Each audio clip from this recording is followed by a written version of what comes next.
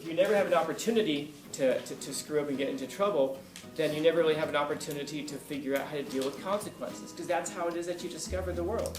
And by the way, that's a limitation that you shall be aware of, is how you behave, things you say, the way you act, that totally reflects on your parents. I don't know about you, but I like to think that my parents worked too damn hard for me to make them look bad. Maybe that's why the mischief I got into wasn't ever anything, and I wasn't burning down houses and shooting at cops. I was just running away from them. Find your limitations, and then push them, and push them, and push them, and then break a leg. Back up a little bit, then push them again.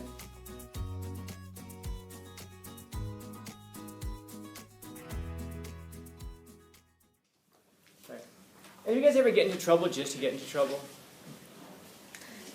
Anybody here consider yourself to be a troublemaker? Yeah. What do you do how are you a troublemaker? What kind of trouble do you make? Sometimes this is bad, but right. Okay, it's good. I want to hear it then. Sometimes Oh. Damn, okay. How does that usually go for you? How does that usually go for you? Are you usually successful? not really. I was hoping you'd say every time, 100%. Yeah. I just be saying like the worst stuff to my mom. Like I'm like, she's just like, I'm not going. Like it's pretty much saying like why would you do that? Like, are you serious? But I always tell her I'm joking, but she gets like pretty mad about it after. Now I think about it because I'm obviously I'm no stranger to trouble, and I've wondered about it because I remember when I was in high school, I had a friend. We would get on the bus, and it didn't really matter which bus it was. We would just walk down to the corner where the buses would pick you up. It didn't matter which bus line it was. It didn't matter where it was going. We would just go in the morning, and then we would take the bus to wherever it took us, and then all the way to the end of the line, and then we'd get off, and then we'd have to make our way back home. We'd try to figure it out. And so all along the way, you'd encounter some really off-the-wall stuff, really weird people, because who knows what neighborhood you're going to end up in. I mean, I would end up in Inglewood, and I would end up in Beverly Hills, and everything in between those two places. And when you're doing that, and you've got whatever we had, $2 in our pockets at the time, really not even enough money to get back on the bus if we had to. And even if we had to, not knowing which ones to take. And I think back to that, and I'm like, my goodness, we got into a lot of trouble at that time. And I think about how much of that. I don't know. I have your attendance sheet. I don't have it yet. Who's collecting it? The front office. Okay, I'll send it down. Yeah. Okay. So, for example, I had zero intention of taking attendance and sending it down to the front office. So why did I just say that? Was I lying to her? Mischief. Mischief. Because now they're going to go through and they're going to go, we have all of the attendance except, and then they're going to stop and go, Scanlon. Yeah! And then they're going to draw straws to see who's going to come ask me for it. And then they're going to have trouble finding me. And then, I don't know, why? I don't know. What else am I going to do? What else am I doing during the day? But I was thinking that it's an interesting time because, to sound like old man Scanlon, but we didn't have cell phones. We didn't have pagers at that time. The technology that we carry in our pockets right now, it's hard to explain, man. It's really, really new. I don't know, what year were you all born, roughly? 2007. Okay, so you were born when the smartphone was invented. I think the first smartphone came out in 2006. I think it was the first iPhone. So this is something that you've had your entire life. And it's something that my friends and I didn't have. I'm sure you've heard those stories where you would get in you'd take your bike out in the morning, or in our case, the skateboards or whatever, and then you come back at night when it got dark. And so what that meant was that there was a lot of unsupervised time. Now, there's this weird incongruency in what we expect out of you. Hey, behave like adults, but I'm going to watch you just in case you don't. Well, then how do you ever get the opportunity to act like an adult? You never really do. You just have someone standing above you, and you do the right thing. They're like, oh, okay, good, you did the right thing, like an adult. But you never really find out what you would do if no one's watching. And that's the real measure of a person, not what you do when someone's watching, but what do you do when no one's watching. That's when you find out what's important to you, what you really believe in, and just kind of your character. like I said, getting into trouble exposes your character because you can see how you respond to trouble. Any of you guys like really cool under pressure? Yeah, I am. I'm incredibly cool under pressure, man. It's really, really, really difficult to shake me. Any of you guys really anxious under just like that much pressure? Someone just looks at you and you just fold, you collapse. And most people are kind of in the middle, but some people are handle pressure really, really well. And if that was the case, I guess I'd probably ask you, how much like free time did you have when you were younger? I mean, like, I shouldn't say free time, sorry. I mean independent time, where your parents weren't watching over you, or you didn't have a babysitter, or whatever. And I would imagine that there's probably a pretty good correlation. Oh, sorry. I'm acting like I don't know. I actually do happen to know what the research says. And it says that the more independent play you have when you're younger, the better you handle stress and pressure when you're older. And that just kind of makes sense, because if you're younger and things go bad, you can always just turn to the adult in the room or who's nearby. But if you're out, in the middle of Los Angeles, 14 years old with $2 in your pocket, and you're like, where am I? And with no GPS, in your pocket, and you have to figure out your own problems and solve your own problems. Now, how many of us died back then doing stuff like that? Trick question. No more than now. No more than now. It's like you look at abduction rates. What are the rates of abduction now compared to back then, when we were off playing by ourselves all day? They're about the same. Yeah, there's really no difference. You can actually track it to when this all started happening. In the late 90s, there was a girl who got kidnapped. I want to say it was in Florida, if I'm not mistaken. Really ugly little girl. I remember that much. I know that tells you how slow the news day must have been. They actually like an ugly one. Okay, put her on television. Oh, I'm sorry. She was beautiful and wonderful, just the way she was. And so it was all over CNN. This child abduction. Was it anything out of the ordinary? No, it wasn't anything out of the ordinary. That isn't to say that there were lots of kidnappings all the time. It just means it wasn't, something. As far as kidnappings go, it wasn't particularly odd or strange. So CNN throws it on the news, people watch it, the ratings go up, and they go, huh. So then there's another child abduction a few weeks later. What do? They cover it. Ratings go up. They go, huh. So then they start covering all the child abductions. And then other news channels see this, and they're like, huh. And then they start doing it. So there's this false impression given that child abductions are just going through the roof. And you start seeing all these news things like, why the spike in child abduction reports. Understand the language there. The spike in child abduction reports, not abductions, but why are we reporting on it more? That's basically what they were doing exposés on. And so then the country becomes obsessed with this idea of child abductions. You see all these laws get passed. Like, now I know in California there's a law that you can't be under a certain age and be left home alone. And I think back to it, I'm like, my goodness, I remember being like 8 and then be left home alone, 7, 8 years old. Not like for days, they would like rip open a bag of cat food and leave it there for me, but my mom would go do something for a couple of hours, and between then when my dad got home, we'd be alone for a couple of hours. And that's again that it builds things, because you might think like, wow, I would go crazy for a couple of hours. Yeah, you would the first time, and then the second time, and a little bit less the third time, and then by the few times into it, that's just kind of like Tuesday. You get used to it. But then you also start learning how to solve your own problems. Like we had rules, like my mom would tell me, don't turn on the stove, and so wouldn't turn on the stove. But other than that, I would say don't answer the door for strangers, So you do stuff like that. But beyond that, there was a lot of independence.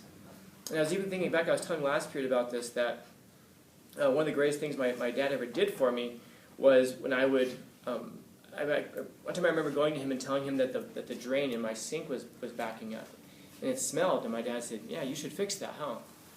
And I was like, okay. I think I was like 8 years old at the time. I'm like, okay, how do I fix it? And he goes, he'd go over, he got his tools and put the tools in the bathroom. He said, figure it out.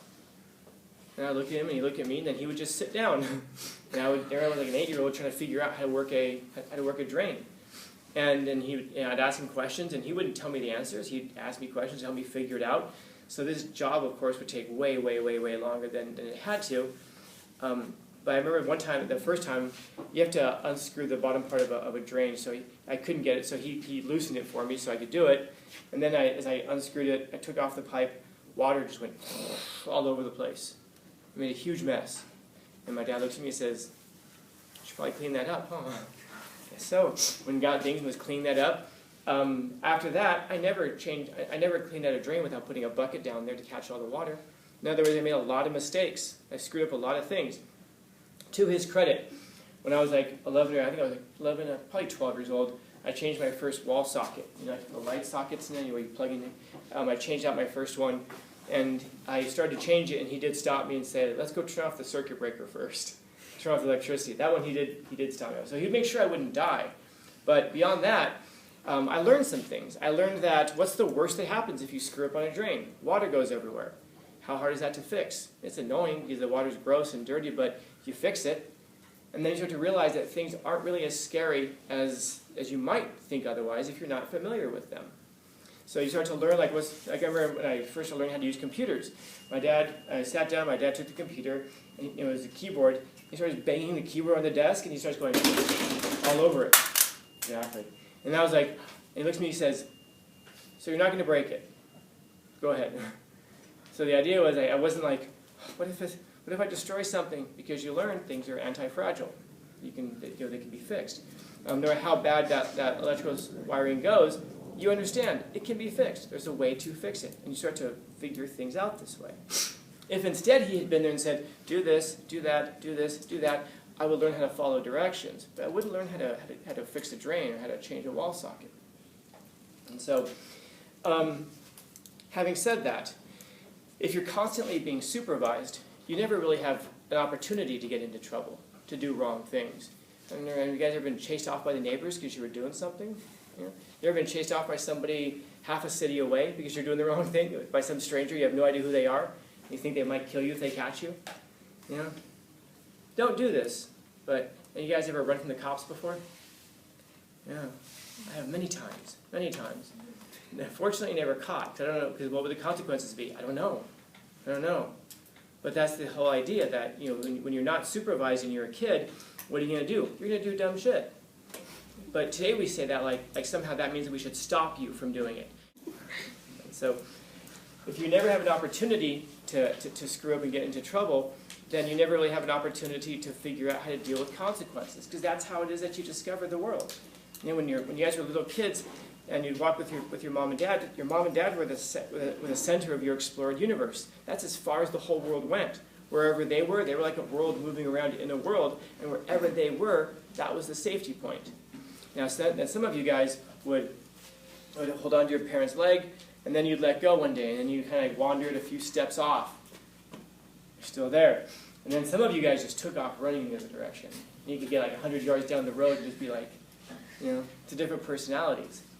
But that's how it is that you learn how far you can go. That's how you learn what the limitations are. I don't know if you ever walked away from something limping and going like, "Oh, I guess I went too far that time." That's how it is that you discover what too far is, because before then you don't know. It's just like I can look at some of you guys and I can say, "Oh, you guys had somebody when you were a little kid, you had someone who played roughly with you." In other words, you had like a dad or an uncle or even a mom or somebody who would pick you up and throw you on the bed until you bounce way up. They grab you and throw you down again. And then they'd throw you again, you'd slam into the wall. And then they'd be like, "Oh no." You can tell the difference because people who had rough play when they were younger, they carry themselves differently. They behave differently in the world.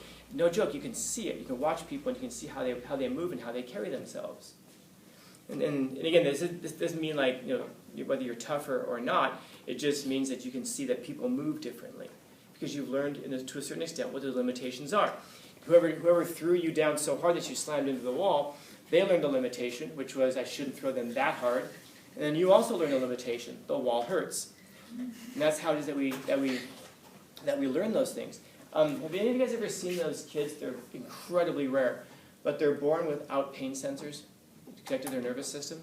Yeah, they don't live very long. Why? Because stuff doesn't hurt. Yeah. They do stuff and they don't realize that it hurts because they don't have the sensors, so they just keep on doing it. Yeah, and that doesn't mean that they're indestructible. It just means they don't feel it. So that means that you'll see, like I've seen these videos when I was doing my PhD. They'll like go to a wall laughing like a 3-year-old and just full head of steam as fast as they can, run into the wall head first. Boom!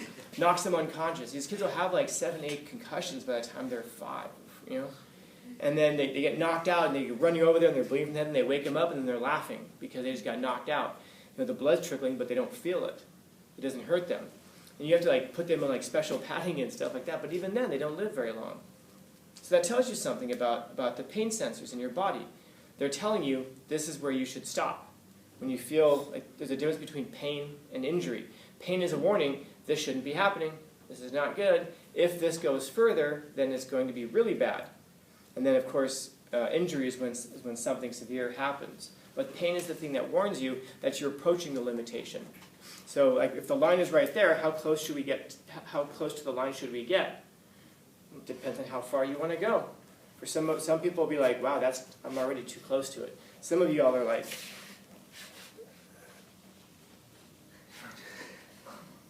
oh, look, my top part's over. And then some of you just go charging over the line every single time. And those are the ones who limp away.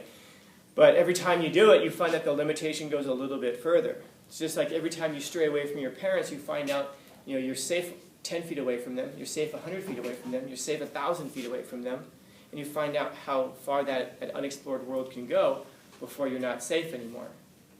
I mean, how many of you guys were, or I don't know, like at a beach or something like that, and you got used to hearing your parents calling you because you wandered off? And by the way, they're learning something too. Because the first time you wandered away, they were probably losing their minds. Oh my God, someone took them and sacrificed them to Satan. I can't find them. And then the 50th time you've done it, they're like, oh, no, he's probably a mile down the road by now. I guess we'll go find him. There's a confidence that you're going to be around because you've tested those limitations before. It's important to test those limitations. If you go back to the very first articles we looked at this school year, there was a lot of talk about that, testing the limitations as far as love goes. You can find out how far you can go with your parents before they cut off the love. Hopefully you never find that limit. Because if you never find that limit, you learn what unconditional love can be, and it gives you a model for how you can love. If you have parents who are always withholding their love from you, unless you perform properly, well, that's how you're going to learn how to love in your life as well. You learn what those limitations are. And limitations, by the way, not a bad thing. Like I said, your nervous system lets you know, if I go further than this, I'm going to break an arm. Limitations work really well when you're playing Monopoly. Imagine if we play Monopoly with no rules. We start off, we set the game up, and I started putting hotels down everywhere. What are you doing? Oh, I'm winning. And I also took all the money out of the bank. Well, the game doesn't make any sense without the limitations. The limitations are necessary in order to give meaning to what we're doing. In that case, playing Monopoly. So, I mean, that goes across the board with most things in life, but this is why it's important to test those limitations and to allow yourself to do that. It's also really important, by the way, to allow other people to test those limitations as well. When you see little kids playing, I have a series of suggestions for a sensible life that I've written up. And one of them is I don't interrupt kids when they're playing. If I see little kids playing, I don't interrupt kids when they're arguing, because that's how kids learn how to live in a society. I remember a few years ago I was at a McDonald's in the play area, and all the kids kind of come together. Right? All the parents just kind of dump them in the play area, and then they sit off at the tables. Excuse me. And if you leave them there by themselves, especially if they have those tunnels that you can run through and all that, they start developing games.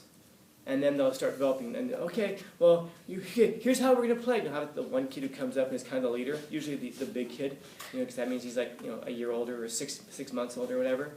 They may even form teams, and then you can discover that the teams are almost never fair the first 2 or 3 times. They stack all the talent on one side, and then they beat up on the other ones. But then what happens is they learn, you put all the talent on one side, they win every time. And then the kids who lose every time, they stop playing.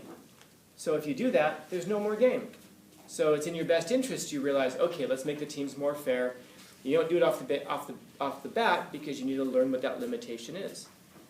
And so then you allow the kids to choose their own teams. You don't go over there, okay, let's make this fair, you do this, because all they're learning at that point is how to follow directions that a big person gives them. Watch them. They start arguing. They start screaming at each other. Watch them, because that's how you learn how to sort those things out. If you're the person who you cut them off in traffic and they want to call the police, or the cashier didn't smile at you big enough, so they want to call the manager over here. I bet those people probably had adults who were solving other problems for them when they were younger, because they're always looking for the authority figure. And I'm thinking of somebody here on campus who's this way.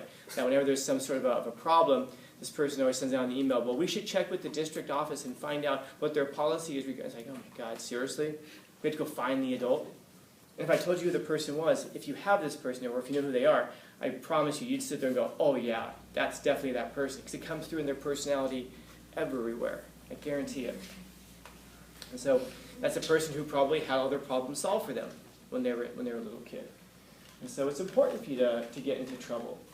It's important for you to find out what those limitations are. You know? Hopefully now that makes sense a little bit about how it is that I run things in this class. I don't stand above you. Come on, get your work done. You can do this. Come on, put your phone away. This is so much more interesting than what you're looking at on the phone. Really? And then the grades come through. It's like, nice gown. I know I've got a 4.3%, but I really want to play a sport. Can you give me a B?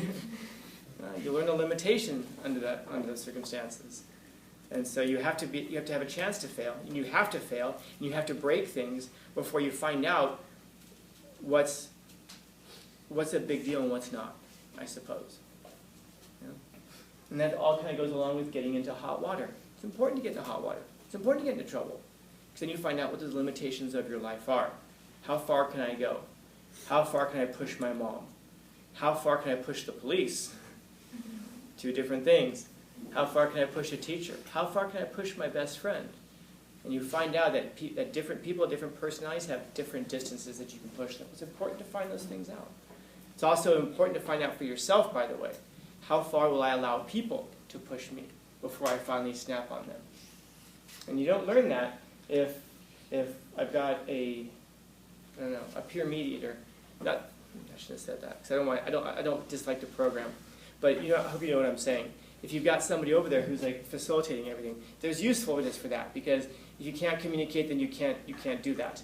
But what I'm saying is, at some point we should grow past the need for something like that. That's what it is to become an adult, and that's what games are. Games are preparing you to become an adult. Games are preparing you to live in a society, to make your own rules, and so forth. And so this is why you can look at people like I don't really have very many parent conferences. I don't really have them very much. And one of the reasons is because I don't think I need to. I think I've met your parents already. If I've met you, I've met your parents. And I know people will say, like, that's not true. I'm way different from my mom. I'm sure you think you are. I'm sure that, because most people do. But I know what your parents really believe, because I understand what it is that they tolerate. Like, I can say this because I got an exchange with it wasn't even the parent who reached out to me. It's a long story, but that 4.3% in my class I'm thinking of, I have a student with a 4.3%. And their mom was reaching out to the school because I marked him absent one day, and she wanted to make sure that he wasn't absent. It's like, dude, the guy's got 6 Fs. He's at a 4.3 in my class. He had last semester, he had 1 D, all other Fs. And this is the first time I'm finding out that his mom exists. Do I need to meet his mom? No. Does that mean that she's a terrible person? No. But I understand what she tolerates and what she accepts and what she allows to happen. I don't have to meet her to know that. I can see it in front of me. There's a limitation there. And by the way, that's a limitation that you shall be aware of, because how you behave, things you say, the way you act, that totally reflects on your parents. And some people, man, I don't know about you, but I'd like to think that my parents worked too damn hard for me to make them look bad. And maybe that's why the mischief I got into wasn't ever anything. And I wasn't burning down houses and shooting at cops. I was just running away from them. I don't know. Find your limitations, and then push them, and push them, and push them, and then break a leg. Back up a little bit, then push them again. So, questions, comments, concerns, complaints, criticisms, critiques? Okay, that's what I would have said to you, but I didn't.